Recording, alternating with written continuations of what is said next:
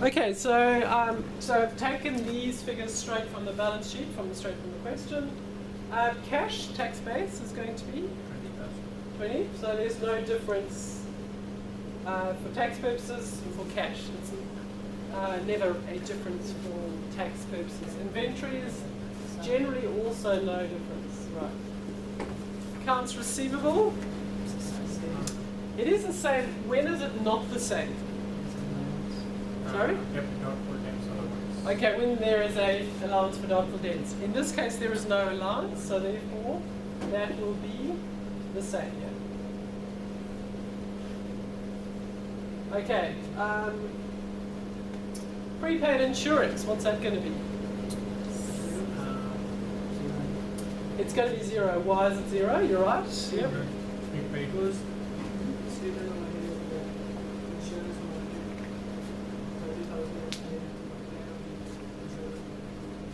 You're quite right, but the other thing is basically we don't have prepayments for tax purposes because they don't work on the accrual system generally. So they work on a cash payment basis, and basically when you pay the insurance, then it's a deduction, but they don't have any kind of prepayments or anything like that. Okay, plant 400 was the cost. The accumulated depreciation, where are you going to know what the depreciation is for tax purposes? So if you look in the additional information, it actually says that the plant is depreciated over 5 years, I think, for accounting, but it's 4 years for tax. So therefore, we know that that's just 1 year's depreciation. Okay, 400 divided by 5 is 80. So obviously we're going to have only 1 year of depreciation here. Remember, it is accumulated depreciation. So you can work out that they've obviously only had that piece of machinery or whatever it is planned for 1 year because 400 divided by 5 is 80. Okay, happy. Accounts payable, what's that going to be? 80. 80, good, well done. So that's, some people get a bit confused because it's payable, they think it's an accrual, but it's not an accrual. It's not an accrual, okay? Provision for warranty, 0 for tax, no provisions for tax purposes. This is a loan, it's also not an accrual, it is a straightforward loan. They've called it a loan payable, but that might confuse you, but it is just simply a loan. All loans are payable, obviously, at some point. Provision for long service leave will be 0. Okay, so good. So once you've got that, we've drawn up this. I've explained why this is the case. Can't explain it right now. It takes quite a while to explain. I think there's a video on it, but if you have a major problem with it, just come and ask me afterwards. Carrying value greater than tax base leads to a taxable temporary difference. Carrying value greater than tax base for liabilities is the opposite. So assets, this is the case, okay? We know that taxable differences, temporary differences lead to a DTL. Deductible leads to a DTA. So let's just start with our assets. Cash, there's nothing. Inventory, nothing. Accounts receivable, nothing. Prepaid insurance, we've got carrying value greater than tax base. With prepaid insurance, obviously this is the situation, yeah? So it's going to be taxable, yeah? Plant, we've got 400 minus 80, tax base 400 minus 100. So basically, it's probably easier just to go 320, 300, and obviously the carrying value is greater than the tax base. So we've got it here, 20. Okay, all happy? Someone asked me, if they put 80 and 100 in there, I said, if you find the right column here, put 80 and 100.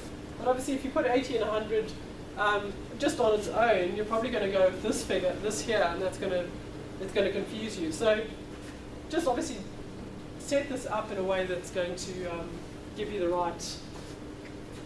right figure under taxable or temporary deductible differences. Okay, so yeah, so 320 and 300 are the figures that you must compare, obviously. It's the final carrying value for plant. Accounts payable, you've got 0, 0. Provision for warranty, you're looking at this part here, which is liabilities. Your carrying value greater than your tax base gives you deductible. So we're going to go 20 here. Loans, we've got 0, 0. Provision for long service leave, once again, is here. Okay, so we're going to put it here, 20. Okay, all happy with that? Okay, easy, add that up. One column is going to be 30. Other column is going to be 40. Okay, so what do we do with that now? What's the next step? Multiply by tax rate. Assume the tax rate is 30%, if you're not told. If you're in an exam and they don't tell you the tax rate, just always make sure that you ask if you're in any doubt, okay? So 30 times 30% is going to be 9. 40 times 30% is 12. Okay. What else do you have to take into account before you do the journal entry? What else do you have to take into account? Basically, the other thing that you have to take into account is there an opening balance for deferred tax? So is there an opening balance for deferred tax? Obviously, look at the balance sheet. Look at the balance sheet, and your deferred tax asset will be in the balance sheet if it is there. If there is nothing there, then obviously there is a 0 opening balance. In this case, there seems to be no deferred tax asset or deferred tax liability. So therefore, you simply will go, okay, I'm going to do 2 journal entries. You could do 1. I'm going to go debit deferred tax asset with 12, credit tax expense. Okay, I'm going to debit tax expense and credit. Exactly.